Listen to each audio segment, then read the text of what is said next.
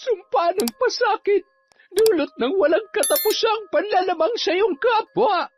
Kung ilang tao ang naagrabyado at winalang hiya mo, ay siya ring pigsa na tutubo sa kung saan mang parte ng iyong katawan. Kung gaano kasama ang iyong plano, ay iyon ang magiging katumbas ng kirot na iyong mararamdaman. Chong, makinig kayo. Hindi ho ako nagbibiro. Tingnan niyo ang mga pigsa niyo sa muka. Ay, pumubuka at... ang daming nana at dugo. Ano ang mga yan? Mga tipaklong at marami pang mga gumagalaw sa loob. Hindi ako makahinga na maayos. May mga bumabara sa lalamunan ko.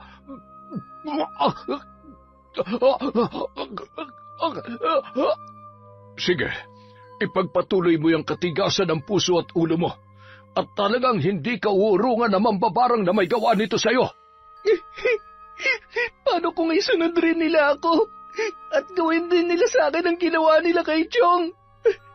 Ayoko magkaroon ng... Kung kailangan ko lumuhod sa harap nila, gagawin ko. Ayoko mamatay. Ayoko magkapigsa sa mukha at magkaroon ng mga bulate.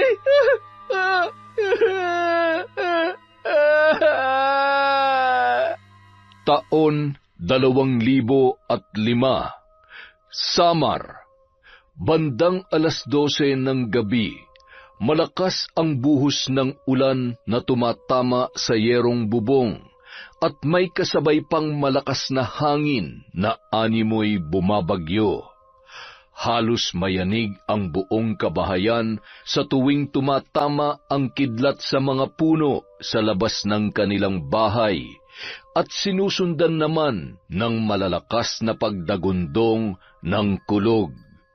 Napakamot ulo si Riza, sabay kinusot ang kanyang mga mata at tiningnan ang bakanteng katre kung saan nakalatag ang banig, nahigaan ng kanyang lola Loreta at ng kanyang nanay Annelyn. Nay, Lola, nasaan ba sila? Lagpas 12:00 na. Lumabas na lamang yon sa kanyang silid at tumungo sa kusina, ngunit wala rin doon ang kanyang hinahanap. Isang silid na lamang ang hindi niya pa napupuntahan, at sa pagkakataong yun, natitiyak niya na doon makikita ang dalawa. Ay, sabi ko na nga ba. Sino na naman po ba yung binabarang ninyo? Akala ko po ba titigilan nyo na yan? Bakit nandito na naman po kayo? Matulog ka na lang dyan at huwag ka nang marami pang tanong. Kailangan lang naming tulungan ang biktima ng salbahe na ito. Alam mo naman kung anong klaseng mga tao ang tinitira namin ng nanay mo. Kaya huwag ka na magmaktul dyan. Sumenyas na lamang si Annelyn sa kanyang anak na sundin ang sinabi ng kanyang lola Loreta. Napabuntong hininga na lamang ang dalaga at tumalima papunta sa kanilang silid-tulugan. Nagwawala ng kalikasan sa ginagawa ni nanay at lola. Hindi ba sila natatakot? Ay, makatulog na nga lamang ulit. Ang lamig. Nakatulog na ang dalaga nang pumasok ang mag-ina na noon ay katatapos lamang isagawa ang pambabarang. Nako, nakatulog na ang apo kong hanggang ngayon ay hindi pa rin matanggap ang pagiging mambabarang natin. Mukhang wala na tayong mapagpapasahan ng ating kaalaman. Hayaan niyo, nanay. Ganun talaga. Hindi natin siya maaaring pilitin. Manang-mana lang talaga siya sa kanyang ama. Siya, kailangan niya talaga makapagtapos ng pag-aaral at magkaroon ng magandang buhay. Kapag may maayos siyang trabaho pagdating ng araw, lalo na kapag may sarili na siyang pamilya, walang mang-aabuso at mang-aapi sa kanya. Ay, tama kayo dyan, Nay. Kaya gagawin ko ang lahat. Igagapang ko ang pag-aaral ng anak ko hanggang makatapos siya sa kolehiyo. Alam mo, anak, huwag ka mag-alala. isa sa mga araw na ito, makakahanap ka na rin ng lalaking makakatuwang mo sa buhay. Yung lalaking magpapabago ng takbo ng buhay mo.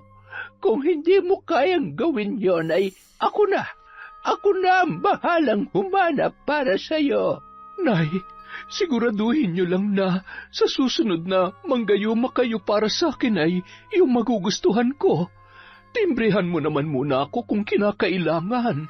Baka imbis na mapagaan ang buhay ko ay lalo lamang akong mamroblema. Mas mahihirapan lamang akong makisama sa lalaking may pera nga ay bibigyan naman ako ng sakit ng ulo o kaya naman ay sama ng loob.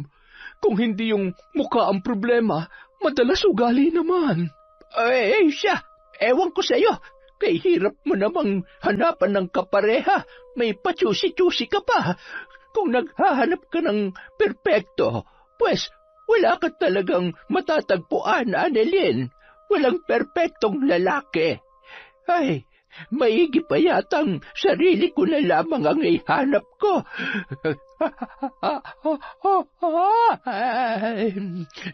Makatulog na nga at mangingitim na naman ang ilalim nitong mga mata ko. Paano pa ako magkaka-boyfriend yan? Ay, naku, Nay. Pasalamat ka, tulog na ang apo niyo. Sinabi mo pa. Mukhang ang nakahanap na ako ng katapat. Hindi rin nagtagal, nakatulog na ang mag-ina at nagsasalitan pa sa paghili. Bahagyang nagising muli si Riza at ngumisi sabay nagsaklob ng kumot na animoy lamig na lamig pa rin. Kinabukasan, maagang nagising ang dalaga.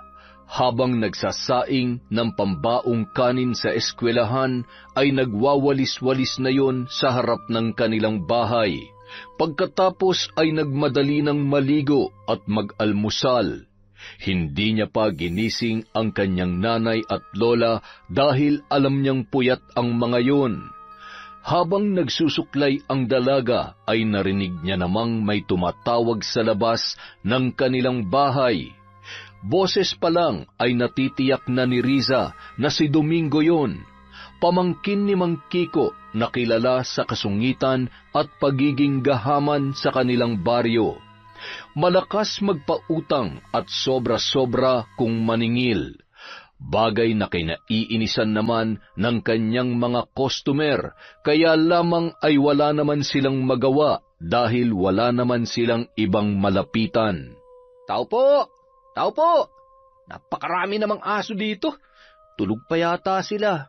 Ang aga-aga naman kasing magpasingil ni Chong. Hoy, Risa! Buti gising ka na. Pinapaabot ni Chong tong listahan ng utang ninyo. Bayaran nyo na at ayaw ko na magpabalik-balik dito. At saka, huwag nyo nang hintayin na magalit si Chong, ha? Alam nyo naman yun kapag nagalit. Nako, baka sa susunod ay hindi na kayo... Akin na nga't iabot ko kay nanay. Ang dami-dami mo pang sinasabi. Ang baho Amoy bulok na bagang. Sa susunod baka gusto mo munang mag-toothbrush bago maningil ng pautang. Sige na, umuwi ka na. Tulog pa si Lola. Ipapahatid ko na lang ron ng bayad. Papasok na rin kasi ako eh. Sus, ipapahatid. Alam ko na yan eh. Kabisado ko na kayo, huy. Ay, narinig mo naman yung sinabi ko, di ba? Tulog pa si nanay at lola. Ipapahatid ko na lang ang bayad sa tindahan nyo. Anong kabisado ka dyan? Alam mo, mukhang nahawa ka na talaga dun sa tiyong mo. Ano ngayon? At least mayaman yung tiyong ko. Hindi tulad nyo. Tiyonggo ka mo. Ano naman kung mahirap lang kami at merong utang? Hindi naman namin tinatanggi yun Nagbabayad naman kami Alam mo, parang gusto kong pakawalan ng pinakamabait kong alagang aso. Teka lang sandali, ha? Uy, teka lang, wag! Sandali lang! Ito na nga uuwi na Basta siguruhin mo magbabayad kayo, ha? Ang yabang-yabang mo, tuwag ka naman pala. Apo, ano bang meron dyan? Sino yung tumatakbo na yun papaalis? Hay, sino pa po ba? Di si Domingo, yung mayabang na pamangkin ni Mang Kiko. Teka, ano ba yung hawak mo? Listahan daw po ng utang natin sa tindahan. Akala ko ho nagbayad na si nanay nung nakaraang araw. Bakit ho ang haba-haba na naman nito? Patingin nga. Abat, lintik na Kiko yun na. Talaga namang magulang na magulang. Hindi niya na naman kinaltas yung bayad nung nakaraan at may mga dagdag na naman sa lista. Bakit may nakalagay ditong sigarilyo at alak? Wala naman naninigarilyo at lumalaklak sa bahay na ito. Anilin! Anilin! Gumising ka nga at puntahan mo yun si Kiko. Ako'y hindi na naman natutuwa sa pinag-agagawa ng uugod-ugod na matandang yon. Ay, Jesus Maria Joseph! Napakamot ulo na lamang na bumangon si Aling Annelyn at kinuha ang papel na iniaabot ng kanyang inang si Loretta. Inisa-isa nun ang mga nasa listahan at napailing-iling. Hindi yun ang unang pagkakataon na ginawa yun sa kanila ng matandang si Mang Kiko. Gayon din sa kanilang mga kapitbahay. Habang nag-uusap ang mag-inang sina Loretta at Annelyn, nagmamadali namang nagpaalam si Riza para pumasok sa eskwela. Nakalabas na yun sa tarangkahan nang bigla siyang napabalik. Oh, bakit? May nakalimutan ka pa ba? Halik, tsaka baon ka po, Lola. Ay, walang kalaman-laman itong pitaka ko, Apo. Puntahan mo ang nanay mo sa kusina at tiyak kung meron pa yung naitabi doon. Nay, sa'yo daw po ako hihingi ng baon, sabi ni Lola. May pera pa po ba kayo dyan? Kung wala po, ayos lang. May ulam naman na po ako dito, tsaka maglalakad na lamang po ako. Bye, Nay. Sa ekspresyon ng muka ng kanyang ina ay nababatid niya na wala rin yung pera, kaya hindi na lamang siya nangulit pa. Habang naglalakad si Riza, ay nakasalubong niya si Mang Kiko na iika-ika at pilit na nagmamadali habang nakatungkod at bumubulong-bulong pa. Yumuko si Riza at nagbabaka sakali na hindi siya mamukaan ng matanda. Ngunit bigla siyang hinarang noon gamit ang tungkod na yari sa kahoy. Ay, Mang Kiko! Kayo po pala. Saan po kayo pupunta? Saan pa nga ba? Pwede sa bahay ninyo. Nandun ba ang nanay at lola mo, ha? Huwag kang magsisinungaling kung ayaw mong hambalusin kita nitong tungkod ko. Kaya gagaling ninyo mangutang. Hindi naman kayo marunong magbayad. Ay, Mang Kiko, huwag naman po kayo magalit. Ang totoo, papunta na po talaga si nanay sa tindahan ninyo. Nagbayad naman na raw po siya ng nakaraang araw, kaya nagtataka po siya kung bakit nagpadala pa kayo ng listahan ng utang namin kay Domeng. Ba't talagang pinupuno ninyo ako, ano? Ako pa talagang mamaliin ninyo. Siya, sa ayaw at sa gusto ninyo ay kailangan nilang bayaran ang utang sa tindahan ko. Kung hindi ay ipapabarangay ko ang lola at ang nanay mo. Ang mabuti pa po siguro, puntahan nyo na lamang po sila para po magkalinawan kayo. Sige po, baka po kasi mahuli na ako sa klase ko eh. Nakakatakot talaga si Mang Kiko kapag nagagalit. Lagi na lang mainit ang ulo niya kina nanay at lola. Ay, ganyan ba talaga kapag maraming perang tao? Wala nang nagawa pa si Mang Kiko nang tumakbo na papalayo ang dalaga. Patuloy pa rin yun sa pagmamaktol habang naglalakad papunta sa bahay ni na Lola Loretta. Nagawa pang pagpag-aralin ng apo eh. Pasasaan ba't magsasawa at maghihirap lang din naman yung katulad nila. Ipinanganak na mas mahirap pa sa daga. Pweh! Samantala, papaalis na noon si Aling Annelyn sa kanilang bahay nang matanawan ang matandang si Lolo Kiko.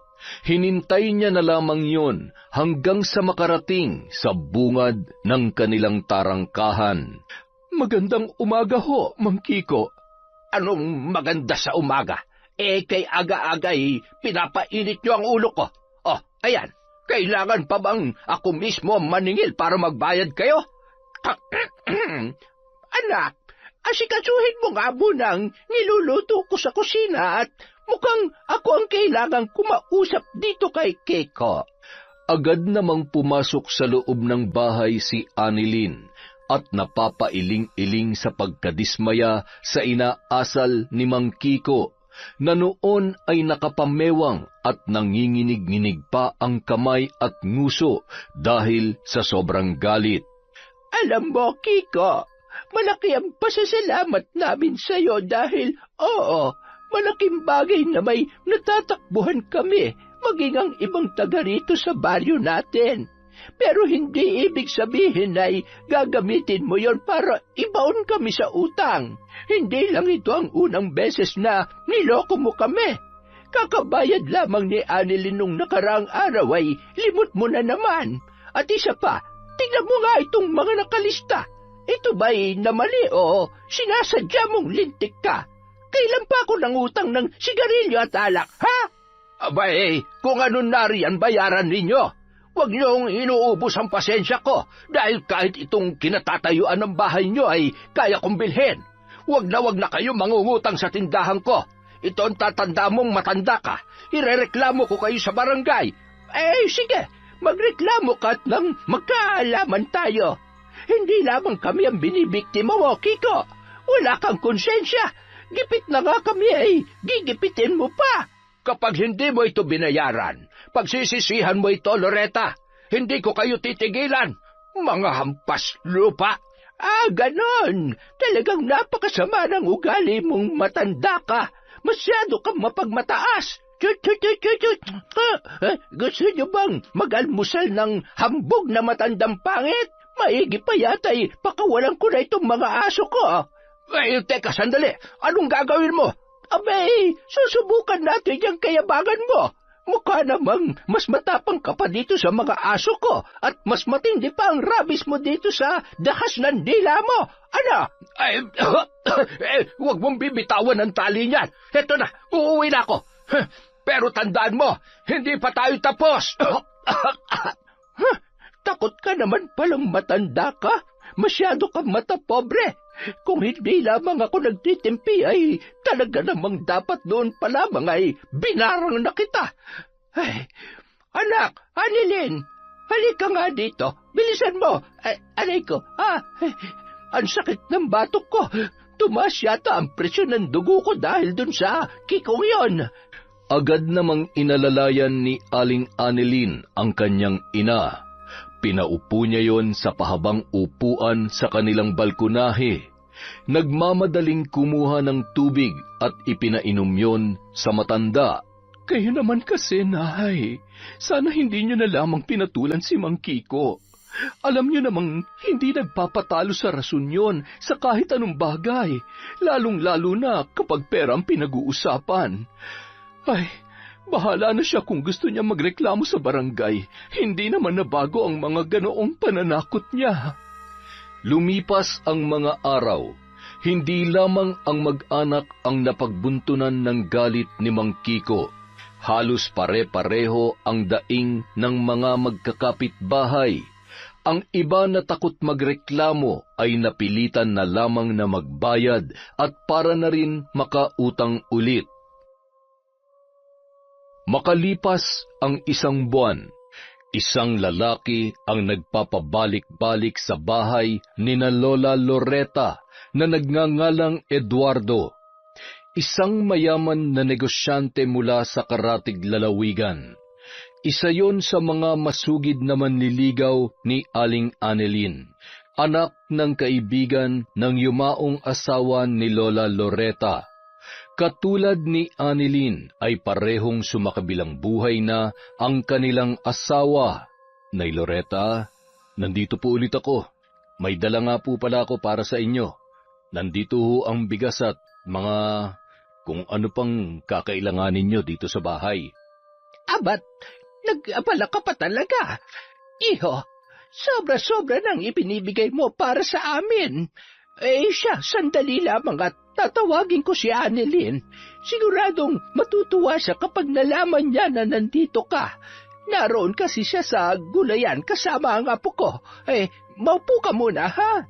Nagmamadaling tinungo ng matanda ang daan papunta sa may katamtamang lawak na taniman ng gulay na nagsisilbi nilang pinagkukunan ng pang-araw-araw na ulam.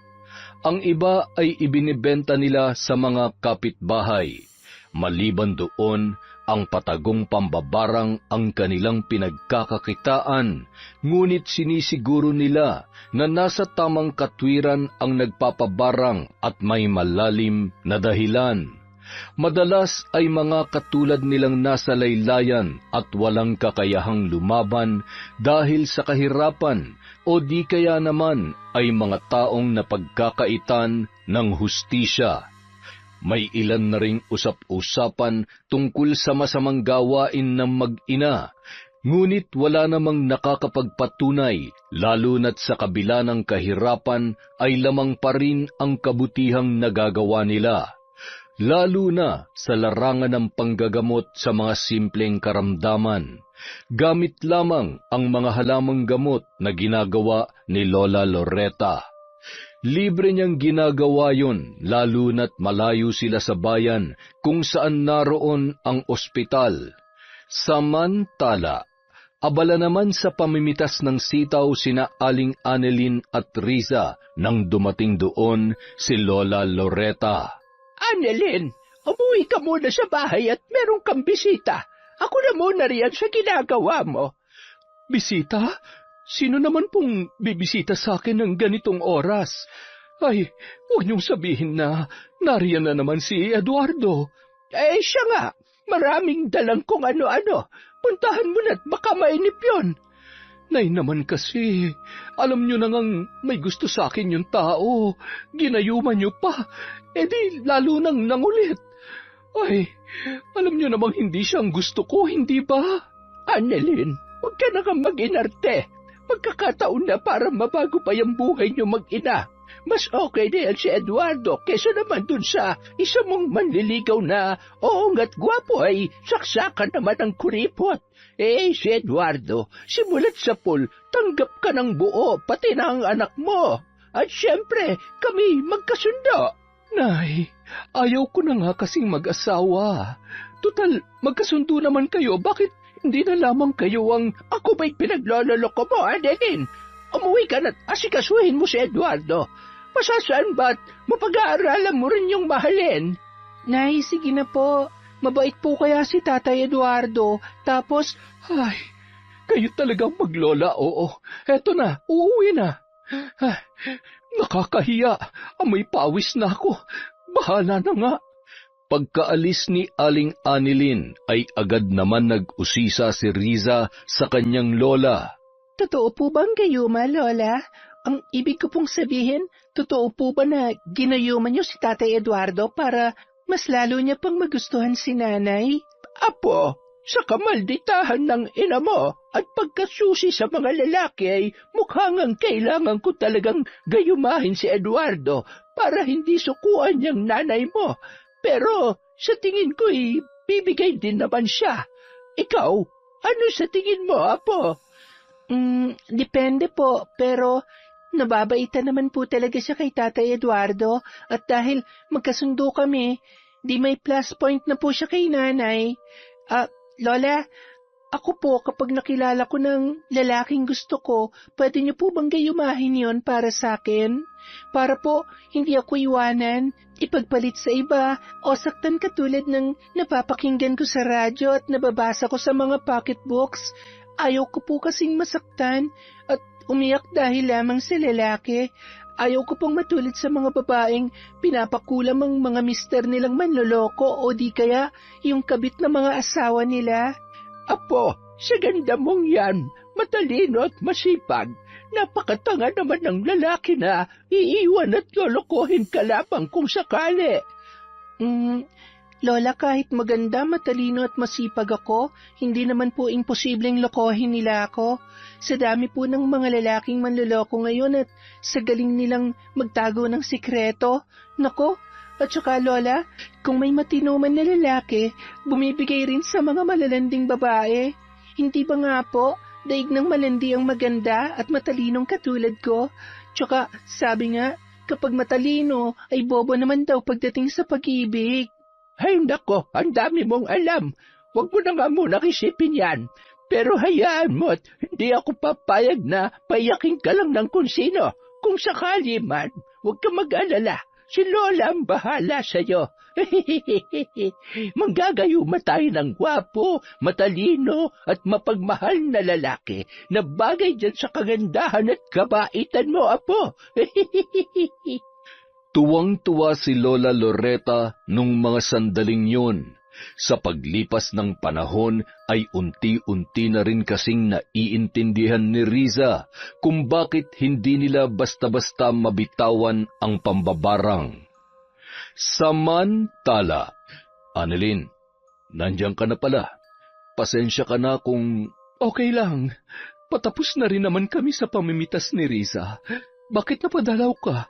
Oh, kung ano-ano na naman ang mga yan. Daig ko pang magtatayo ng sari-sari store sa ginagawa mo eh. Ay, kasalanan to ni nanay eh. Ay, teka, maigi pa na ipagtimpla ko ng kape at nang mapawalang bisa ang gayuma. Annalyn, ayaw mo ba mga... Hindi naman sa ayaw ko. Salamat, Eduardo. Walang anuman, Annalyn. Gusto ko lang mapasaya ka kaya... Lahat gagawin ko para sa'yo, sa anak mo, at syempre, kay Nanay Loretta. Lahat talaga. Sandali lang, ha? Magtitimpla muna ako ng kape. Napaka-sweet mo talaga, Annalyn. Kaya lalo ako nahuhulog at napapamahal sa'yo eh. Hindi na ako makapaghintay na pakasalan ka at maging ganap na tayo mag-asawa.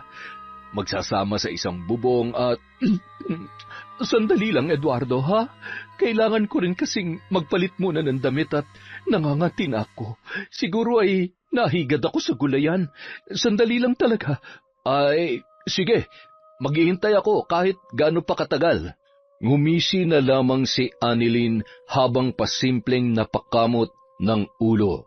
Ay, Diyos mio, hindi ko alam kung kikiligin ba ko o... Ewan, naguguluhan na rin ako sa nararamdaman ko. Basta, kailangang mapawalang bisa na ang gayuma. Ay, si nanay naman kasi, masyadong paladesisyon. Nung araw din yon, sinubukang kontrahin ni Annalyn ang gayuma na bumabalot sa kanyang masugid na manliligaw na si Eduardo. Kaya naman nang umalis yun ay kampante na siya na hindi na babalik ang lalaki. Kinabukasan, nagkakagulo ang kanilang mga kapitbahay. Naninikluhod ang isang babae sa harap ni Mang Kiko habang nakikiusap na wag muna silang paalisin sa lupa na pinagtatayuan nila ng bahay. Nabili na kasi ng matanda ang mga karatig lupa maliban sa pagmamay-ari ni Lola Loretta na pinagtataniman nila ng gulay at kung saan nakatayo rin ang kanilang tahanan. Kapag hindi pa kayo umalis dito sa lupa ko, ipapasunog ko yung bahay nyo kasama mga basura nyo dyan sa loob. Napakatitigas ng ulo ninyo. Galit na umalis yun habang patuloy naman sa paghagulgol ang babae na nakayakap sa nag-iisa pa lamang nilang anak na lalaki na noon ay nasa 3 buwan pa lamang. Ang asawa niya naman ay hindi makapagtrabaho dahil aksidenteng nahulog sa puno ng niyog, dahilan para hindi na makalakad ng tuwid at maging sa pag-aasikaso ng sarili ay hirap na hirap. Binabayaran kasi yun ng arawan ng mga may koprahan sa kanilang karatig lugar. Hindi naman sapat ang tulong na natatanggap nila sa araw-araw mula sa mga nagmamalasakit na kapitbahay at isa na roon sina Lola Loretta at Aling Annalyn. Umismid pa ang matandang nagpapautang nang dumaan sa tapat ni Lola Loretta at nagtama pa ang kanilang paningin. Hindi pa rin nag-iimikan ang mga yon dahil sa naging iringan nila. Hindi na rin naman nagreklamo ang matandang lalaki lalo na't alam niya na mapapahiya lamang siya dahil sa matanda. Napakasama talaga ng ugali ng Kiko na yan. Annalyn, samahan mo nga ako't kawawa naman ang mag-anak. Wala talagang konsensya matandang yon. Sarili lamang niya ang kanyang iniisip. Walang puso. Hindi nakatiis si Lola Loretta kaya nagpasya siya na patuloyin muna sa kanila ang mag-anak. Nababatid niya na hindi titigil si Kiko sa panggugulo sa mga yun. Lubos namang nagpasalamat ang mag-asawa sa tulong na natanggap nila. Gayunpaman, nagtimpi pa rin si Lola Loretta at maging si Annelyn kahit ilang beses nang sumagi sa isip nila na pasakitan si Mang Kiko sa pamamagitan ng barang para magtanda. Pagpasensyahan niyo na lang po siya, Lola. Baka kasi lalo lamang lumaki ang gulo kapag gumanti pa kayo. Ang mahalaga po, wala namang napahamak o nasaktan. Ligtas naman po sila dito sa atin.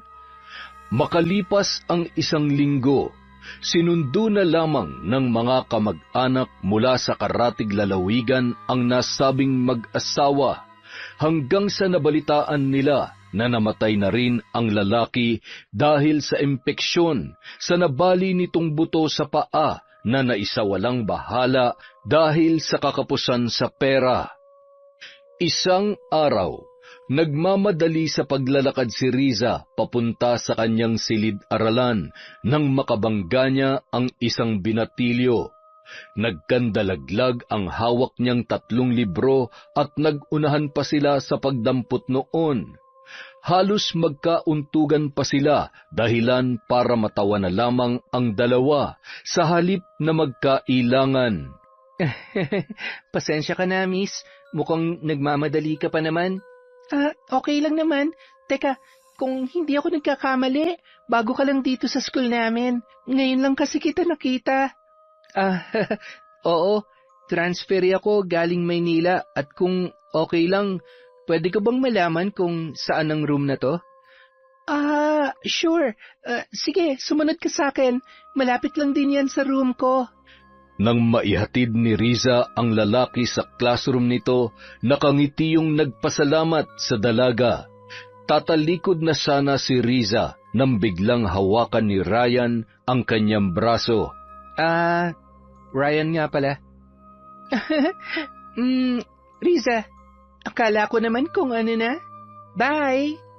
Ramdam ni Riza ang pamumula ng kanyang pisngi, dahilan para hawakan niya yon at nagmadaling naglakad habang nananatiling nakatanaw pa rin sa kanya ang binata. Napailing-iling naman si Ryan, sabay matamis na ngumiti. Mukhang tama nga ang lolo ko.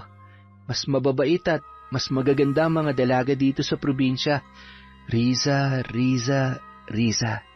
Siguradong magkikita at magkakausap pa tayong muli. Makalipas ang 3 araw, nagulat si Riza nang paglabas niya ng silid-aralan ay nakaabang na sa kanya si Ryan na noon ay nakangiti at kumakaway pa. Lalapitan niya na sana yon nang bigla namang may lumapit na isang babae na nasisiguro niyang kaklase noon. Sabay hinila ang kamay ng binata. Napabuntong hininga na lamang ang dalaga, sabay nagmadaling bumaba ng hagdanan. Manila boy nga. Mukhang magaling mambola at mangolekta ng magaganda. Nakakainis. Akala ko pa naman. Hay, makauwi na nga lang. Habang naglalakad, naramdaman niya na may biglang humila sa kanyang bag. Nang lumingon siya ay nakita niya ang nakangising si Domingo. Ano bang problema mo? Alam mo, pauwi na ako at wala na akong lakas para sakyan kung anumang trip mo. Baka nakakalimutan mo na yung atraso mo sa akin. Di ba, muntik mo na akong ipalapa dun sa mga alaga mo? Oo, at gagawin ko ulit yun ng paulit-ulit kung kinakailangan. Hindi mo ako madadaan dyan sa laki ng tiyan mo. Hindi ako natatakot sa'yo. Napakayabang mo naman. Gusto mo bang ipagsigawan ko dito na hindi kayo nagbabayad ng utang? Para malaman nila na nakakaawa kayo, tingnan mo nga yung bag mo. Mukhang isang hila ko lang ulit dyan, mapupunit na. Ganon ha? Bibigay talaga to at wala akong pake kung masira pa to. Parehas lang talaga kayo ng tiyuhin mo. Ang sasama ng ugali nyo. Kasalanan ba naming mahirap kami, ha? Kasalanan ba yon? Hoy, Domingo Pucho! Ano ka ba naman? Nangaaway ka ng babae? Abat, gusto mo yata ng sakit ng katawan ha? Uy, teka, hindi. Bitiwan mo nga ako. Uuwi na nga ako eh. Kumaripas ng takbo si Domingo at mababakas ang takot sa kanyang muka. Okay ka lang ba, miss? Okay lang ako. Salamat. Gusto mo ba Excuse me. Ako nang bahala sa kanya, tol. Salamat ha. Ryan, anong ginagawa mo dito? Di ba may kasama kang babae kanina? Wala yun. Nagpatulong lang sa group activity namin. Nakita ko yung nangyari kanina. Sino ba yung nambuli sa'yo? Hi, si Domingo. Anak na may kaya naming kapitbahay. Nakaalitan kasi ni Lola yung masungit niyang tiyuhin, kaya ayun, nakikisali rin siya. Mahirap lang kasi kami tapos nangungutang kami sa kanila dati. Naikwento ni Riza ang mga nangyari at kung ano-ano pa, dahilan kaya mas naintindihan at natuwa sa kanya si Ryan. Nakita niya ang kabaitan at pagiging totoo nito sa sarili. Tara na? Tara, saan? Ihahatid kita sa inyo. Gusto ko rin kasing makilalang mga magulang mo. Agad-agad? Ay, wag na. Sa susunod na lang. Baka mamaya maligaw ka pa pauwi. Hindi yan. Dito rin naman ako lumaki, kaya lang nilipat ako ni nanay sa Maynila. Ngayon, dahil wala na siya, dito na ulit ako. Nagpatuloy ang pagkukwentuhan ng dalawa habang naglalakad papunta sa bahay ng dalaga. Habang tinatahak nila ang daan ay kinakabahan naman si Riza. Yun ang unang pagkakataon na may kasama siyang kaibigan at iniisip niya rin ang magiging reaksyon ng kanyang nanay Annelyn at lola Loretta. Nasa tarangkahan pa lamang sina Ryan at Riza ay nag-aabang na sina Annelyn at lola Loretta nang makita na may kasamang lalaki ang dalaga. Mukhang nahanap na ng apo ko ang lalaking nararapat sa kanya. Nararamdaman ko na may mabuti siyang puso, gwapo at bagay sila ng apo ko. Sandali lang at mag-iinit ako ng tubig para naman makapagmeryenda sila. Ano, gayumahin ko na ba? Tumigil nga kayo, Nay. Joke lang. Nagmamadaling tumungo sa kusina ang matanda at si Aling Annelyn naman ang sumalubong sa dalaga. Magiliw naman nagpakilala ang binata. Tuloy ka. Anak, akin na yung bag mo. Oh, bakit? Ay, pasensya na po, Nay. Maliit na punit lang naman po to. Tatahin ko na lamang mamaya. Hinilap po kasi ni Domingo kanina eh. Ay, hindi pa rin talaga nagbabago ang Domingo na yan. Napakasalbahe. Sabagay, kanino pa nga naman ba siya magmamana? Huwag niyo na lamang pong sabihin kay Lola at baka... Ano yon, Apo? Wala po. Hinahanap ko lang po kayo. Para kanino po yung kape? Di para sa inyo. Ito ang sayo. At ito namang isa ay para dito kay Pogi. Nagmano muna ang dalaga bago nakipagkwentuhan ang binatilyo at ipinakilala ang kanyang sarili. Sarap naman si Ryan sa kape na tinimpla sa kanila ng matanda na sinamahan pa ng nilagang hinog na saba. Napakasarap niyo po magtimpla ng kape, Lola. Salamat po Kaya po pala mabait si Riza dahil mabait rin po ang nanay at ang lola niya. Siya nga pala, iho. Anong pangalan ng lolo mo? Baka sakaling kilala ko. Teka. Lola, anong oras na po ba? 5:15 na. Bakit, iho? Naku po, lagot ako nito kay lolo. May pupuntahan po pala kami. Salamat po Sa susunod na lang po ulit. Bye-bye po. Ba't napakabata pa ulianin na. Hindi bale. Basta't hindi ang apo ko ang makakalimutan niya. Lola, ano po yon? Wala po. Sige na. Ubusin mo na yan at magbihis ka na. Kinabukasan, araw ng Sabado, Ilang mga lalaki ang nakita nilang dumaan sa may tapat ng kanilang bahay papunta sa kanilang gulayan. May mga dalayong gamit na pambakod. Natitiyak ng mag-inang sina Annelyn at Loretta na magpapabakod na naman ng bagong nabiling lupa sa katabi nila, si Mang Kiko. Bandang 10:00 ng umaga, naisipan nilang mamitas ng gulay. Sumama pa ang isa nilang alagang aso. Malayo pa ay naririnig na nila ang boses ni Mang Kiko na minamanduhan ang kanyang mga trabahador. Ay nako, ang init-init ay. Talaga namang nagawa niya pang bantayan ng mga... Mang Kiko, baka ho mapagalitan tayo ni Lola Loretta. Sayang naman ho itong mga pananim nila kung bubunutin namin at saka sakop pa po ba ito ng nabili niyong... Sumunod ka na lamang sa pinapagawa ko. Hindi ko kayo binabayaran para pangunahan ako. Napakababagal ninyo. Hay! Mga hilayo pa kayo! Itigil niyo yan! Bakit niyo binubunot ang mga... Annelyn, tingnan mo! Ang mga bago kong tanim na ampalaya! Hayop ka talagang matanda ka! Pati ba naman kakarampot na lupa na pinagtataniman namin ay kakamkamin mo pa? Ano ngayon ang gagawin mo? Kaya mo bang magpasukat ng lupa para patunayan sa akin na parte yan ng lupang pinagmamalaki mo? Alam mo, Loretta, maigi pa'y bayaran ko na lamang ang kakarampot mong lupa. Magkano ba ang gusto mo? Ano? Sabihin mo lamang at, heto, may pera ako dito sa bulsa ko. Hinulog ng matandang lalaki ang napakaraming barya, sabay humalakhak yun. Ayan, pulutin mo ang mga baryang yan. Sa tingin ko'y sapat ng kabayaran yan. Tapos, isama na natin yung utang ninyong hindi nyo naman mabayad-bayaran. Tikom ang kamay ni Lola Loretta na nagpipigil ng galit. Habang nananatiling walang reaksyon ang muka ni Annelyn at pasimpleng bumubulong ng mga salita sa kanyang isip. Maya-maya, biglang nanlisik ang mga mata at nagtatahol ang aso na animoy galit na galit sa matandang si Mang Kiko. Abat, pati aso mo ay masyado rin nagtatapang-tapangan katulad ninyo. Siya, mukhang maduduguan ang itak kong ito at magkakaroon ng pulutan ng mga trabahador ko. Sige, subukan mong saktan ang alaga ko. Sisiguruhin ko na ito na ang huling beses na pagpapasensyaan ko yung kaswapangan mo. Aba, tinatakot mo ba ako? Ha? Ay, aray, bakit hindi ko maigalaw ang kamay ko? Anong...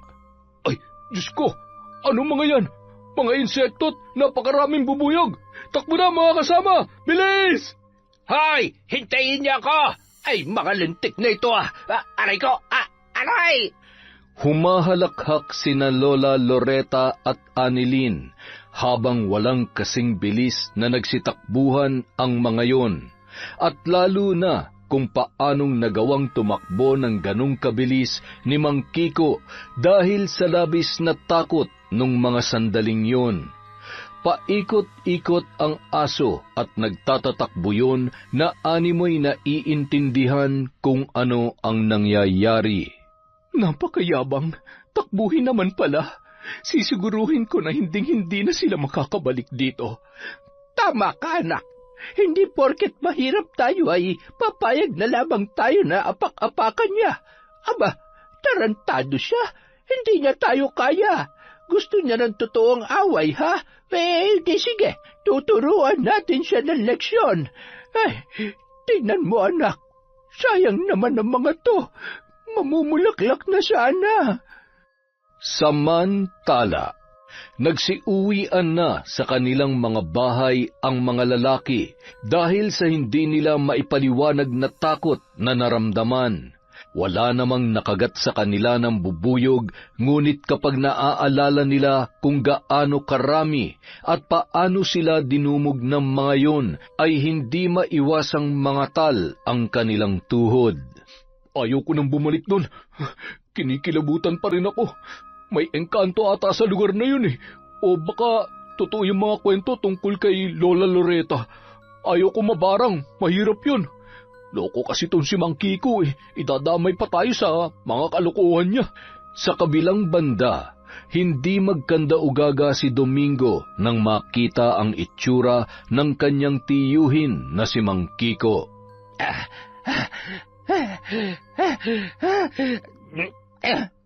Chong, anong gagawin ko? Ang dami niyo hong kagat sa muka.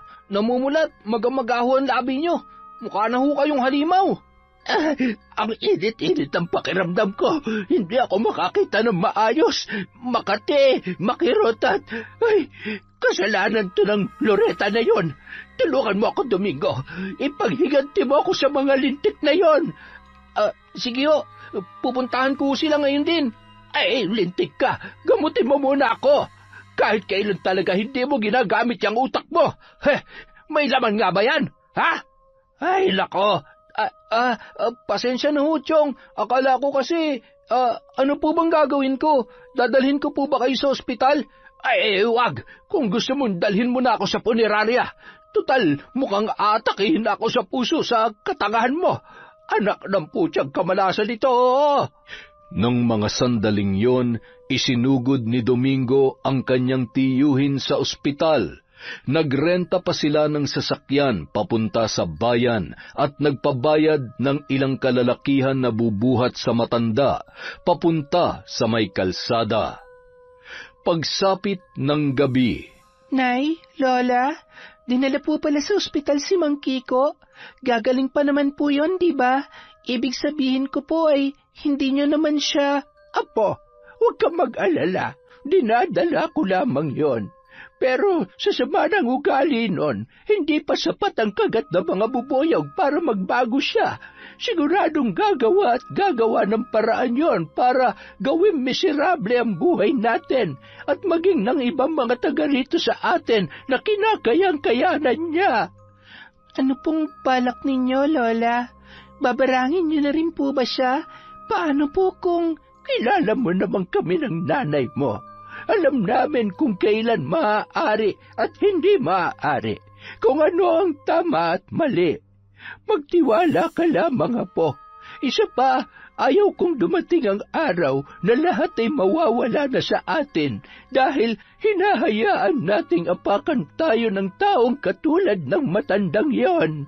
Sige na, matulog ka na, Apo. Bukas ay magsimba ka at ipagdasal mo na lamang kami ng nanay mo. agad namang tumungo si Riza sa kanyang kwarto.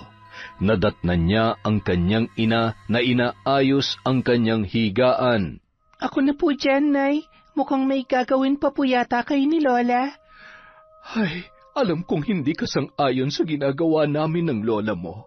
Sa paglipas ng mga araw at panahon, mauunawaan mo rin kami, anak. Hindi kasi lahat ay nadadaan sa pagpaparaya, pagpapakumbaba at sa salitang hayaan na lamang. Hindi masamang umaray kapag sobra na. Hindi masamang ipagtanggol ang sarili at protektahan ang mga taong mahal natin kung kinakailangan at mayroon namang paraan. Tumango na lamang ang dalaga bilang tugon sa kanyang ina, sabay yumakap yon na mahigpit. Hinaplos ni Aling Annelyn ang buhok ng kanyang anak at hinagkan yun sa noo bago lumabas ng kwarto. Agad namang nagplano ang mag-ina kung anong nararapat nilang gawin kay Mang Kiko. Paano naman natin siya babarangin, Nay? Wala naman tayong kahit na anong gamit na nagmula sa kanya. Total gabi naman na. Wala naman sigurong makakapansin sa atin dahil tulog na ang mga tao. Habang walang tao sa bahay niya, di maghanap tayo ng gamit na maaari nating gamitin laban sa kanya. Oh, ano pang hinihintay mo? Kunin mo na ang flashlight. Dali na. Baka naman mapagkamalan tayong magnanakaw sa gagawin nating to, Nay. Eh siya, tara na ho at wala namang ibang paraan. Nang makarating sa may tapat ng bahay ng matandang si Mang Kiko, ay gumapang pa sila at lumusot sa awang ng bakod. Aray, masakit sa likod. Bakit naman kasi tayo gumagapang? Para naman tayong tanga dito, Nay. Mas tanga kapag nahuli tayo. Huwag ka na magreklamo. Ay, ayun, may nakasampay. Kunin mo na lahat ng yan. Alin ho ba dito ang kay... ang baho. Labahin pa yata ito. Hayaan mo na. Tara na't doon na lamang natin alamin kung alin ang gamit dyan ni Kiko. Dadalawa lang din naman sila sa bahay kaya imposibleng magkamali pa tayo.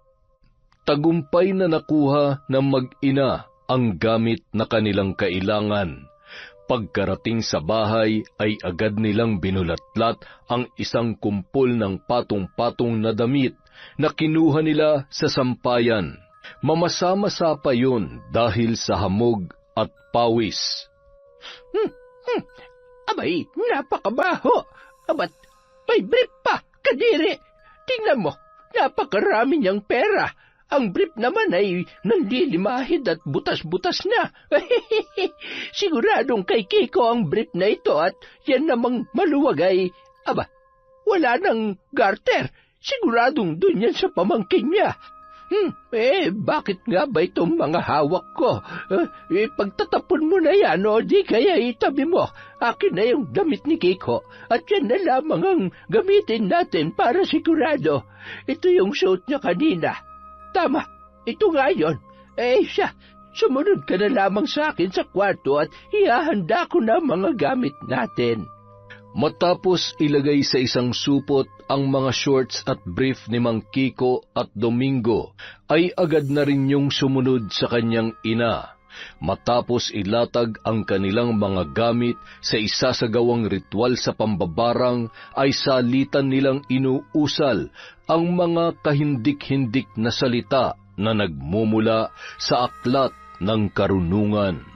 Sumpa ng pasakit, dulot ng iyong walang katapusang panlalamang sa iyong kapwa. Kung ilang tao ang nagrabyado at winalang hiya mo, ay siya rin bilang ng pigsa na tutubo sa kung saan saang mang parte ng iyong katawan. Kung gaano kasama ang iyong plano, ay katumbas din ng kirot na mararamdaman mo. Sa bawat naglalakihang pigsa, ay iba-ibang insekto ang ilalagay ko. Ang kagalingan mo at kawalan ng bisa ng sumpang ito ay aayon sa kung gaano babaguhin ng sitwasyon ang puso at pagkatao mo. Kapag nanatili kang masama, ay ikaw rin ang kikitil sa iyong sarili. Lahat ng gagawin mong kasamaan ay may katumbas na parusa. Kiko, testingin natin yung tapang mo. Tingnan natin kung kasing tibay ka ng tungkod mo. Isinilid nila ang damit ni Mang Kiko sa isang malaking garapon at sinelyuhan ng mga kakaibang salita. Ibinalot din nila yon sa itim na tela. Pagkatapos hipan ni Annelyn ang sindi ng mga kandilang itim, ay isinilid niya rin yon sa isang lumang kaban. Kumekendeng-kendeng pa si Lola Loretta na lumabas sa silid na animoy nasisiyahan sa kanilang ginawa. Makalipas ang 2 araw, matapos makalabas sa ospital si Mang Kiko, ay mabigat pa rin ang pakiramdam nito, kahit na nanumbalik na sa normal ang kanyang itsura matapos humupa ang pamamaga dahil sa kagat ng mga bubuyog. Domingo, tingnan mo nga itong likod ko. Tingnan mong maigi at pakiramdam ko ay may tutubong pigsa. Masakit at malaki. Aray, hindi ko may paliwanag. Haplasan mo nga nitong cream na binigay sa akin ng doktor. At baka epekto pa yan ng mga lintik na bubuyog na kumagat sa akin. Siya nga pala, yung ipinapagawa ko sa'yo. Naihanda mo na ba ang mga kakailanganin mo? Oo, tiyo. Huwag kayong mag-alala. Wala akong ititira sa pananim nila. Dapat lang. Akala ng mga yun ay tatantanan ko sila. Aba, ewan ko na lang kung hindi pa sila umalis sa baryong ito. Kapag wala na silang mapagkukunan ng pagkain sa araw-araw, mapipilitan silang umalis kesa mamatay sa gutom. Siya, galingan mo't pasasaan ba at makikinabang ka rin naman sa kung anong meron ako ngayon. Huwag ka lamang aanga-anga para hindi masayang ang pinaghirapan ko.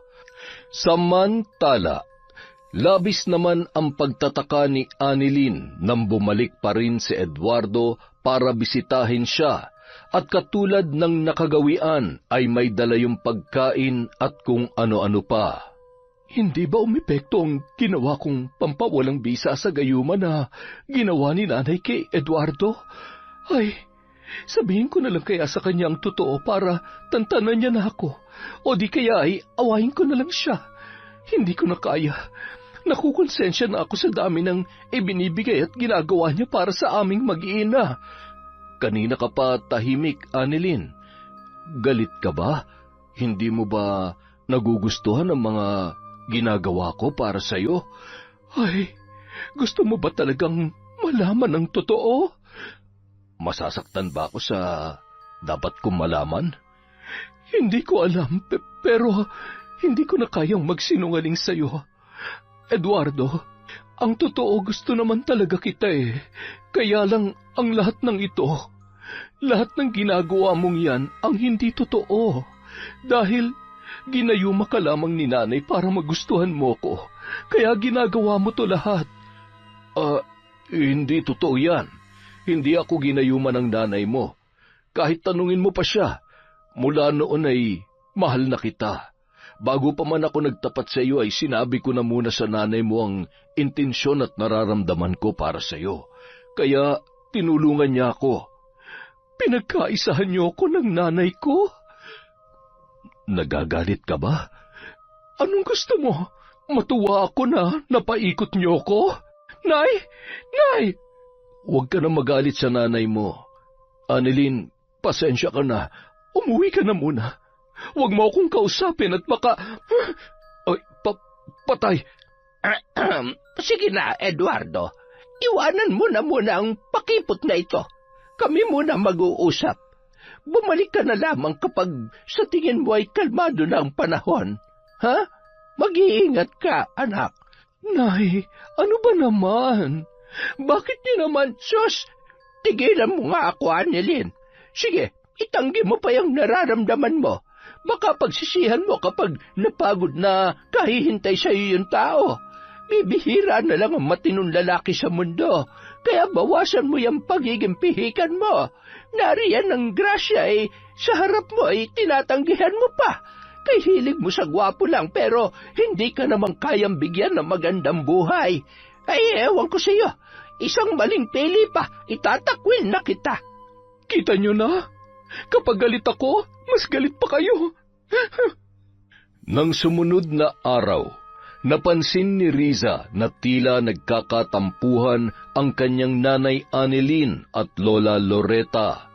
Umalis siya na nagwawalis sa harap ng bahay ang kanyang ina at ang lola niya naman ang nag-aasikaso sa kusina.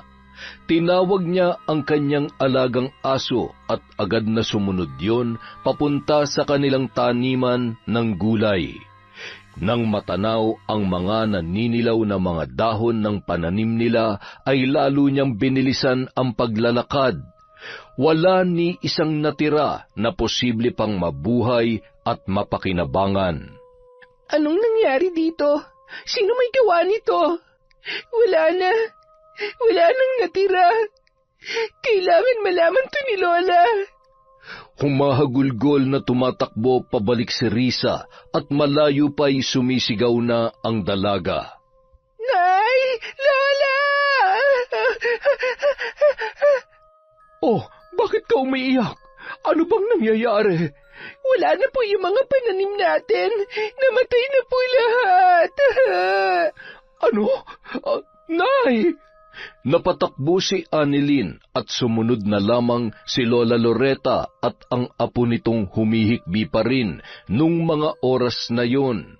Nang makita nila ang kalagayan ng mga pananim, ay pare-pareho silang nanlumo at napaluha. Sa mga oras na yon ay iisa lamang ang tao na kanilang naiisip. Habang naglalakad ang tatlo, ay natanawan naman ni Riza si Domingo sa labas ng kanilang bahay, napalakad-lakad at animoy nagmamasid na tila nakangisi pa ang muka. Nang makapasok sa bahay ang lola at nanay niya, ay pasimple siyang lumabas sa kanilang bakuran. Hoy, Domingo! Anong iningisi-ngisi mo dyan, ha? Aminin mo nga, may kinalaman kayo ng tiyuhin mo sa nangyari sa mga pananim namin, di ba? Ano? Uy, masama yan, ha? May hirap mambintang kapag walang ebidensya. Gusto mo ba, ireklamo ka namin sa barangay, ha? At saka, kung sakali man kami nga, may magagawa ka ba, ha? Yan lang naman yung lagi niyong panakot. Akala niyo masisindak niyo kami? Siguraduhin mo lang na wala talaga kayong alam. Tandaan mo to, ha? Hindi pumapali ang karma. Ang dami niyong panahon para sa amin. Sana, inuuna mo munang asikasuhin ang sarili mo na mabawasan naman yung umaalingaso na amoy mo at yung tiyuhin mo na dahil sa kasamaan, isa sa mga araw na ito ay katatakutan na ni San Pedro. Humanda kayo magtiyo sa galit ng nanay at lola ko. Aba, ang yabang mo ah. Nalilitang ka ba sa katawan ko, ha? Hoy, bitawan mo siya. Talaga bang kaya mong manakit ng babae, ha? Ano, papalig ka? Nagpambuno sina Ryan at Domingo at nagpagulong-gulong ang mga yon sa lupa.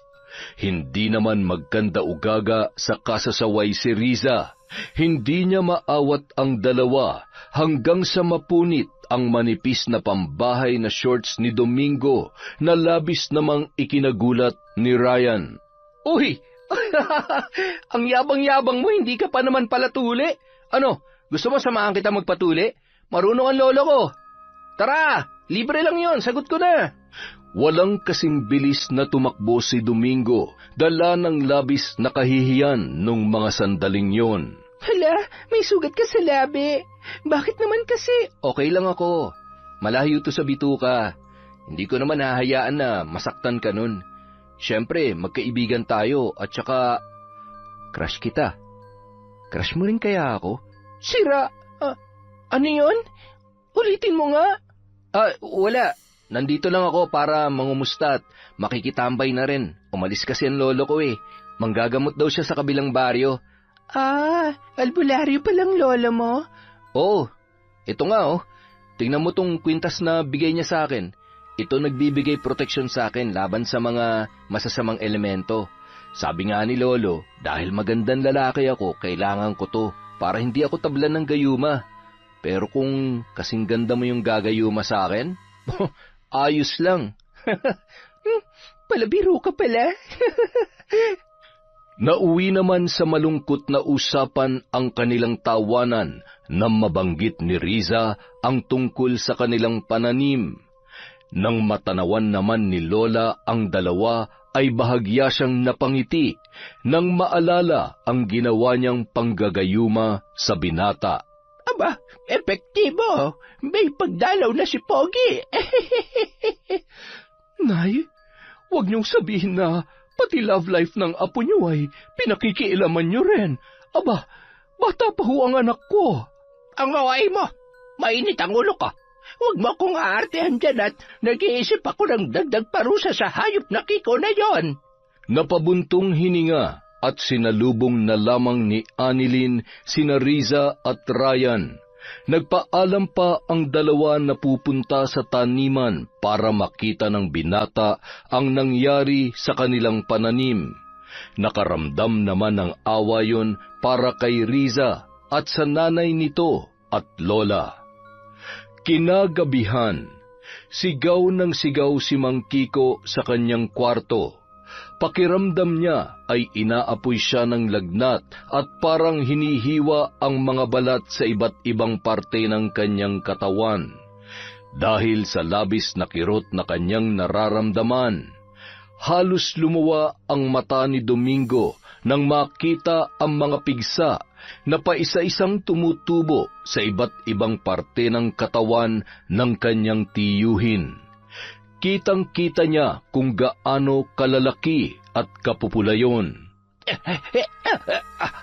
Anong nangyayari sa akin? Anong mga ito? Bakit ako nagkakaganito? Domingo, gumawa ka ng paraan. Tulungan mo ako. Aray, ang sakit. Aray ko. Chong, hindi ho kaya pinaglalaroan kayo ng mga mambabarang? Mambabarang? Sira ulo ka ba? Hindi totoo ang mga mambabarang na yan. Dalhin mo ako sa ospital. Hindi yung kung ano-ano ang sinasabi mo dyan. Aray, hindi ko na kaya. Chong, makinig kayo. Hindi ako nagbibiro. Tingnan niyo ang mga pigsa niyo sa muka. Ay, bumubukat. Ang daming nana at dugo. Ano mga yan? Mga tipaklong at marami pa mga gumagalaw sa loob. Hindi ako makahinga na maayos. May mga bumabara sa lalamunan ko. Sumuka si Mang Kiko ng mahahabang bulate na kulay puti at may mamula-mula rin. Animoy bulate sa lupa at parasitiko na nagmumula sa tiyan ng aso. Hindi magkamayaw sa kasisigaw si Domingo at humingi ng tulong sa mga kapitbahay nila na rinding-rindi na rin sa pag-uugali ng matanda. Nawalan na sila ng ganang tumulong kaya wala ni isang lumabas ng bahay, hanggang sa naisipan niyang puntahan ang bahay ng isang kilalang albularyo sa lugar. Lakad-takbo niyang pinuntahan yon dahil wala man lamang dumadaan na tricycle. Naliligo na sa pawis ang binata nang makarating sa bahay ni Mang Goryo. Tao po, Mang Goryo. Nakikiusap po ako. Kailangan ko ang tulong ninyo. Apo, tingnan mo nga kung sino ang nasa labas. Kanina pa tumatawag. Tanungin mo kung anong sadya niya at... nakakabulahaw ng pagtulog. Nakakunot noo na lumabas si Ryan at napakamot ulo nang makita si Domingo. Sabay pa sila ng binigkas. Ikaw? Uy, ano, magpapatuli ka na ba? Gabi pa, tol. Excited lang? Ano, pakukuluan pa ba natin yan? Ano bang ginagawa mo dito? Hindi ka ang kailangan ko. Nasaan si Mang Goryo? Kailangan siya ni Chong. Binabarang ang Chong ko. Binabarang? Masama ang ugali nun. Hindi pa mamamatay yun. Ay, sandali lang, tatawagin ko si Lolo. Lo, magpapatuli raw po magpapagamot daw po yung tiyo niya. Binabarang daw po. Barang? Abat, sa tinagal-tagal na panahon ay ngayon lang ulit ako manggagamot ng nabarang sa baryong ito. Hindi magandang balita ito. Iisa lang ang kilala kong mambabarang dito sa napakatagal na panahon. Magkakaharap na namang kaming muli. Bagamat antok na antok, ay pinuntahan ni Mang Goryo ang noon ay may malubhang kalagayan na si Mang Kiko. Nakumpirma niya ngang binabarang yon at batid niya rin kung sino ang may kagagawan noon. Pinainom niya yun ng tubig na may orasyon upang maibsan ng kirot na nararamdaman ng matanda. Napailing-iling si Mang Goryo, ngunit sa mga nakakarating sa kanyang balita na gawain ng matandang ginagamot niya ay hindi siya nagtataka kung bakit nagawa yon ng mambabarang. Magbabayad ako kahit magkano. Siguraduhin mo lamang na gagaling ako ngayon din. Bilisan mo! Huwag mo akong masigaw-sigawan, Mang Kiko. Kung gusto mong gumaling ka dyan sa karamdaman mo, makisama ka. Isipin mo lahat ng tao na gawan mo ng kasalanan. Siguradong isa sa kanila ang naniningil sa iyo ngayon. Kung naging mabuti ka sana, hindi mo dadanasin ito. Napakaraming insekto na namamahay ngayon sa katawan mo. Kapag hindi binawi na mambabarang ang sumpa, natitiyak kung ikabamatay mo ito. Subukan mong humingi ng tawad sa mga taong nandito ka para panggalingin ako. Hindi para pangaralan. Sige, ipagpatuloy mo yung katigasan ng puso at ulo mo at talagang hindi ka uurungan na mambabarang na may gawa nito sa iyo. Hayaan mo't sa abot ng aking makakaya ay tutulungan kita. Ngunit kailangan mong tulungan ang sarili mo na itama ang mga pagkakamali mo.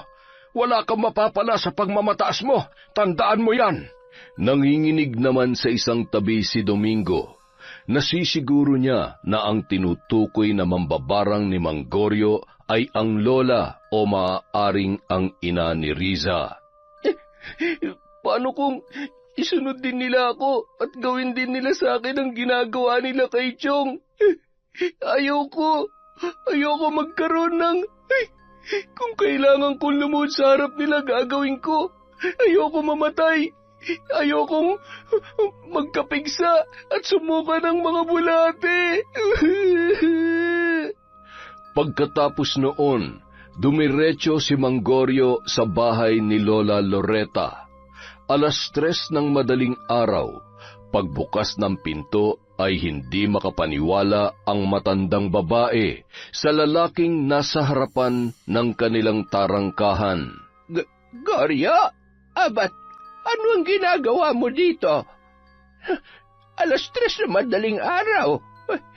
Nag-usap na tayo noon. Huwag na nating ipilit ang nakaraan. Isa pa, matagal na kitang kinalimutan. Tanggap ko na ang...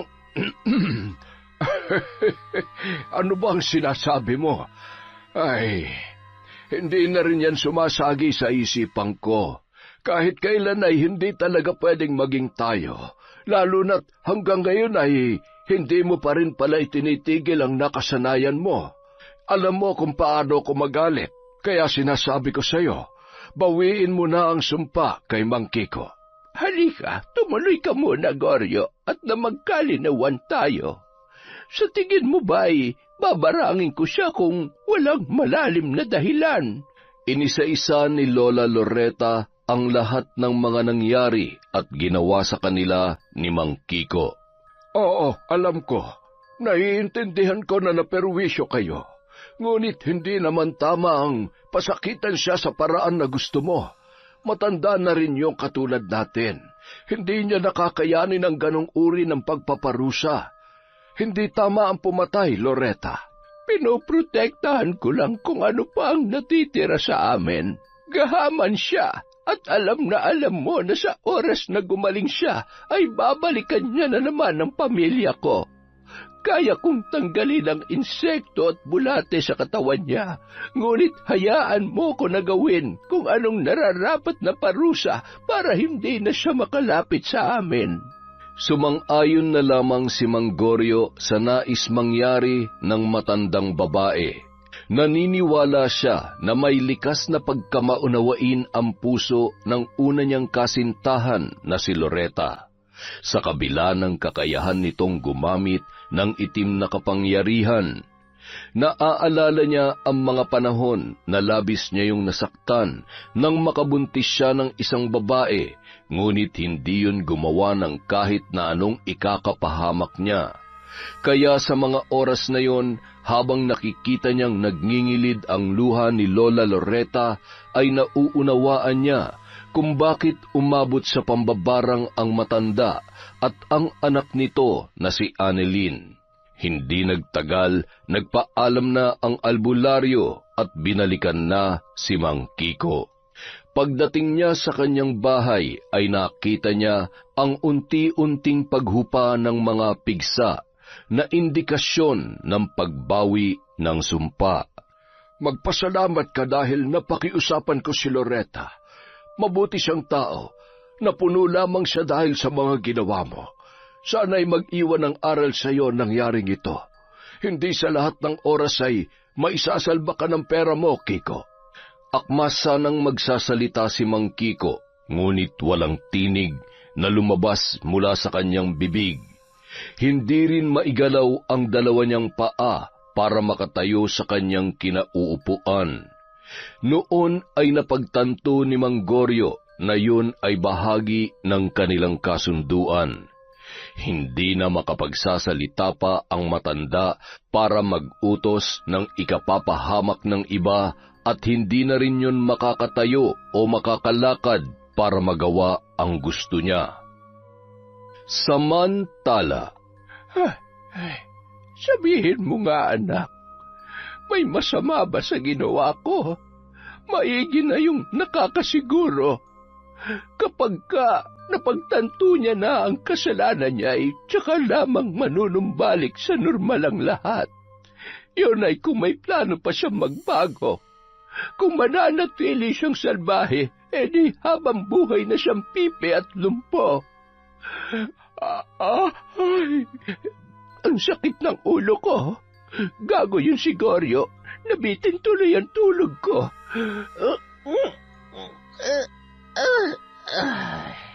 Matulog na ho ulit kayo, Nay. Pupunta ho ako sa bayan. Doon ho ako magbabaka sakaling maghanap ng trabaho. Hindi ho ako nagsasabi para pigilan niyo ko. Kailangan ko na pong magdoble kayod para sa pag-aaral ni Riza. Ay, paano kita pipigilan eh? Dahil sa nangyari ay wala na talaga tayong magagawa. Kung kaya ko pa sana ay sasama rin ako sa iyo. Kaya lamang ay walang mag-aalaga sa apo ko.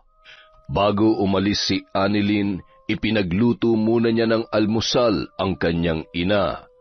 Maaga namang gumising si Riza at nagwalis-walis na sa labas ng kanilang bahay. Maya-maya, biglang napatigil ang dalaga nang makita si Domingo sa may tapat ng kanilang bahay. Nakabagsak ang balikat at naglalakad-lakad na animoy balisa. Ano na naman ang ginagawa nito dito? Ang aga-aga. May binabala ka na namang masama, no? Hindi niyo ba talaga kami titigilan, ha? Huwag ka magalit. Hindi ako pumunta rito para awayin ka o gumawa ng masama. Riza, patawarin mo ako. Pangako, magbabago na ako. Huwag lamang akong, Takot ka mabarang katulad ng tiyo mo? Ay, opo. Ayoko po. Patawarin niyo po ako kung sinunod ko yung utos ni Chong at nasaktan ko po ang apo ninyo. Ano? Sinaktan mo ang apo ko? Anong ginawa mo sa kanya, ha? Apo, anong ginawa sa nitong pangit na to? Ay, wala po yun, Lola. Hindi naman po ako nasaktan ng sobra. Sigurado ka? Opo. At saka, ako naman po ang nag-umpisa.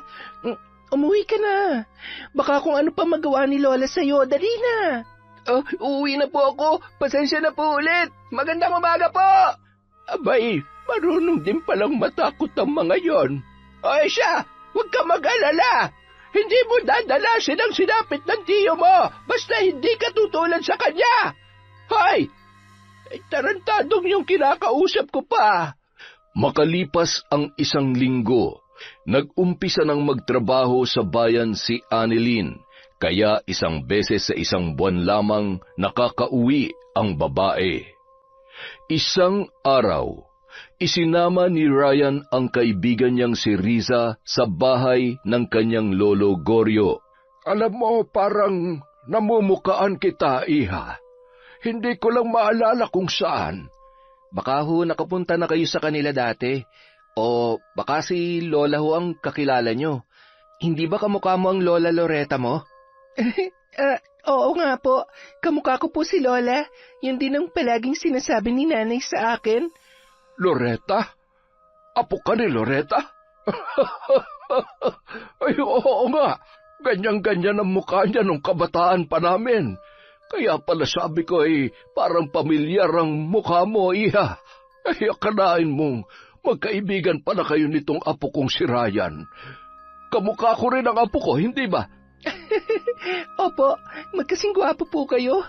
Magkasing ganda naman ho kami ni Lola. Ay, walang duda.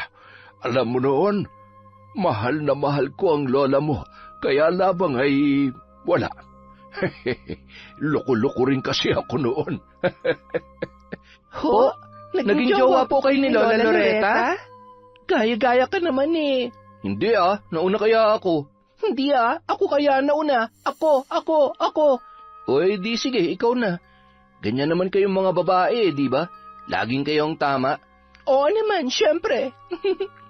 Siya nga po pala, Lolo. Ano po talaga nangyari? Kung mahal niyo naman po ang isa't isa, bakit hindi kayo nagkatuluyan ni Lola? Baka dahil mas maganda yung lola ko. Hindi mas maganda kaya ang lola ko. At saka si Lola naman ang first love niya. Wala talaga yan sa nauna o nahuli. Siguro hindi talaga kami ng lola mo ang para sa isa't isa. Sabi nga kapag may mahal ka at nagawa mo pa rin tumingin sa iba at minahal mo rin, piliin mo yung pangalawa dahil kung mahal mo talaga yung una, hinding-hindi ka natitingin pa sa iba. Nakakalungkot naman po yon. Oo, pero mula nang mangyari yon, Mula nung pinalaya namin ng lola mo ang isa't isa, nahanap niya na rin ang lalaking para sa kanya. Ang lolo mo, nakita ko kung gaano siya kasaya sa piling niya. At dahil doon, napatawad ko na rin ang sarili ko at natutunan kong maging responsable sa bunga ng mga desisyon ko at mga pagkakamali kong nagawa. Samantala, pilit na sinusubuan ni Domingo ang kanyang tiyuhin na si Mang Kiko. Habang tumatagal ay mas lalong nagiging iritable yun sa kanyang sarili. Hirap na hirap siyang pakainin ang kanyang tiyuhin. Kung minsan ay ibinubuga pa noon ang pagkain at tubig sa binatilyo, dinuduraan at sinasabunutan. Gayunpaman, matyaga pa rin niyang inaasikaso yon dahil yun na lamang ang natitira niyang kamag-anak mula nang inabando na siya ng kanyang ina. Iniintindi niya na lamang yon dahil alam niyang nahihirapan na ang kanyang tiyuhin sa kanyang sitwasyon. Pilit niya ring ibinabangon ang halos 1 buwan nang nakasarang tindahan. Nagpasya na rin muna siya na tumigil sa pag-aaral. Matapos asikasuhin ang kanyang tiyuhin, lumabas ng bahay si Domingo para magpahangin habang pinipigilan ang pagpatak ng kanyang mga luha. Ay, napakahirap naman ng sitwasyon ko. Hindi ko naman siya pwedeng pabayaan. Kahit lagi niya akong pinapagalitan, alam ko siya lang ang nag-iisang nagmamalasakit sa akin. Hindi niya rin naman ako pinabayaan mula noon. Marahan niyang tiningnan ang kanyang braso na natapunan ng mainit na sabaw dahil nasagi yon ni Mang Kiko. Nagtutubig na yon at ang ilang parte ay kitang-kita ang kapulahan. Nataon namang dumaan si Riza at nakita ang binatilyo na nagpapahid ng kanyang luha. Umiiyak ba siya? Bakit kaya? Baka patay na pero hindi pa naman siguro. Tatanungin ko ba siya? Kaya lang, ayoko nga. Pero parang malungkot talaga siya eh. Bahala na nga. Hoy, Domingo! Umiiyak ka ba? Ha? Ako? Umiiyak? Hindi ah. Bakit naman ako iiyak? Eddie, ano yan? Pawis? Uhog? Laway? Ano naman ang mawawala sa'yo kung sasabihin mo na umiiyak ka? At teka, ano nangyari dyan? Ang laki ng paso mo ah. Hala, natapunan lang ng sabaw. Okay lang yan. Gagaling din naman kaagad yan. Kita mo umiiyak ka eh. Okay ka lang ba talaga? Huwag ka na nga lang magtanong-tanong. Sanay naman akong walang kaibigan eh. Isa pa, marami akong kasalanan sa'yo kaya dapat natutuwa ka pa na nakikita akong nagkakaganito. Nasasaktan at nahihirapan. Sira, hindi ako galit sa'yo. Oo, galit ako sa mga ginawa mo sa akin, sa amin.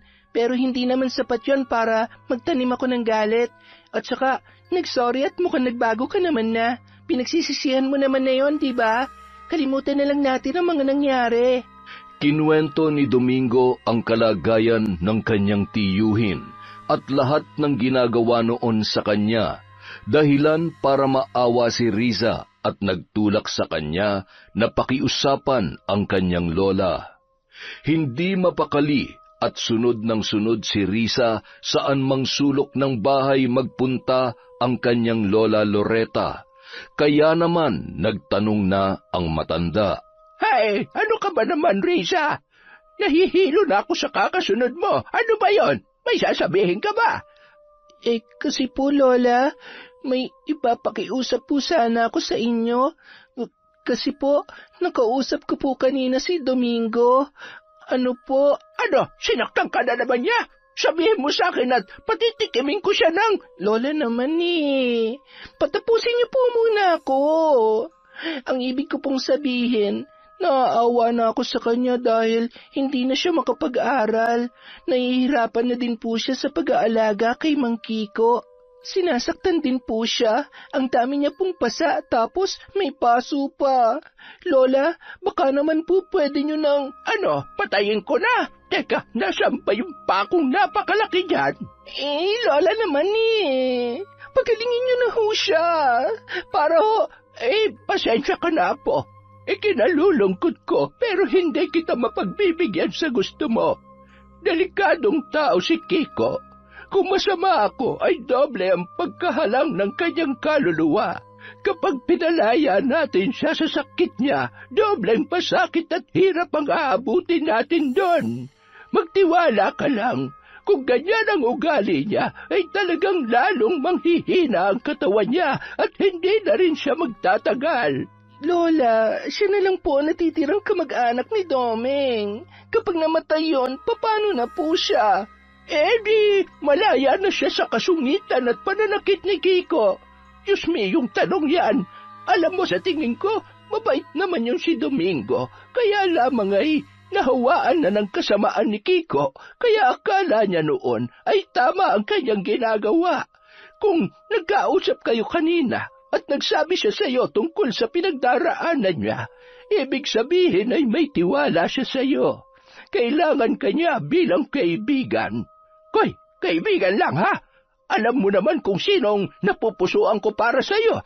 Sus, ang dalaga naming ubod ng ganda. Manang-mana sa kanyang lola. Payakap nga ako, apo. Makalipas ang 2 linggo, tuluyan na ngang pumanaw si Mang Kiko. Dinala pa yun sa ospital at doon na rin binawian ng buhay. Atake sa puso ang naging sanhi ng kanyang pagkamatay. Sina Riza at Ryan naman ang naging karamay ni Domingo ng mga panahon na yon. Maraming salamat sa tulong niyo at sa kabaitan niyo sa akin. Ang saya-saya ko dahil sa kabila ng lahat, itinuring niyo pa rin akong kaibigan. Ngayon ko lang naranasan na maging masaya at may nakakausap. Ganto pala ang pakiramdam. Akala ko sumasaya lang ang tao kapag maraming pera katulad ni Chong. Hindi pala. Wala palang kwenta ang pera kung wala namang mga taong nagmamalasakit sa'yo. Ayaw kong mamatay katulad ni Chong na bilang lamang sa daliri sa kamay ang nakiramay at nakilibing dahil sa ugali niya nung nabubuhay at malakas pa siya. Ang mahalaga, magsimula ka ulit. Huwag mong sayangin ang buhay. Huwag mo lang paikutin sa kayamanang iniwan niya sa'yo. At higit sa lahat, huwag kang gagaya sa kanya. Basta nandito lang kami ni Riza kapag kailangan mo ng kausap at karamay. Pero teka, huwag mo siyang liligawan ha. Kung hindi, makakatikim ka sa akin. Hoy, bakit mo ako pinagdadamot? Hindi naman kita boyfriend ah. Hindi pa. Bawal pa kasi. Pero sabi ni Lola Loretta, walang pwede manligaw sa'yo kundi ako lang. Di ba nga tayo magtutuloy ng love story nila ni Lolo? Ay, oo na. Ang kulit mo. O siya, maiwan ko na kayo. Uuwi na ako sa bahay at baka parating na rin si nanay. Tsaka pupunta rin dun si Tatay Eduardo. Paano tol? Uuwi na rin ako. Bukas agahan mo ha. Kailangan maaga tayong makarating sa ilog para mabinyagan ka na. Sa ilog? Anong gagawin niyo doon? Hindi niyo ba ako yayayain? Hindi ka pwede doon. Huwag mo nang sabihin nakakahiya. Magpapatuloy lang, nahihiya ka pa. Bahala nga kayo dyan. Magdala ka ng katingko, baka kasi himatayin ka katulad na nangyari kay Ryan. Ha? Sino nagsabi sa'yo niyan? Di yung lolo mo. Bye! Ay, si Lolo talaga. Lagi na lang ako nilalaglag kay Riza. Nahimatay.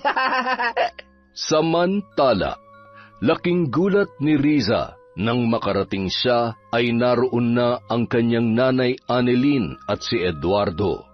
Seryoso ang mga mukha noon, pati na rin ang kanyang lola Loretta. Kanina pa po ba kayo, Nay? Tatay Eduardo, bakit po ang tahimik nyo? Galit po ba kayo sa akin? Lola, pasensya na po. Napasarap po kasi ang kwentuhan namin eh. Sabay nagtawanan ang tatlo. Biro lang anak, pinapakabaka lang namin. Namiss ko ang dalaga kong napakaganda.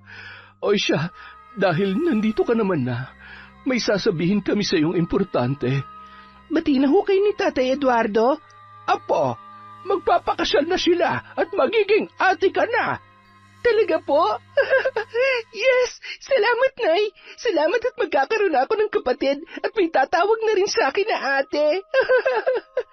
Ay, nako, kawawang Eduardo. Pinahirapan pa ng husto. Bibigay din naman pala sa dulo.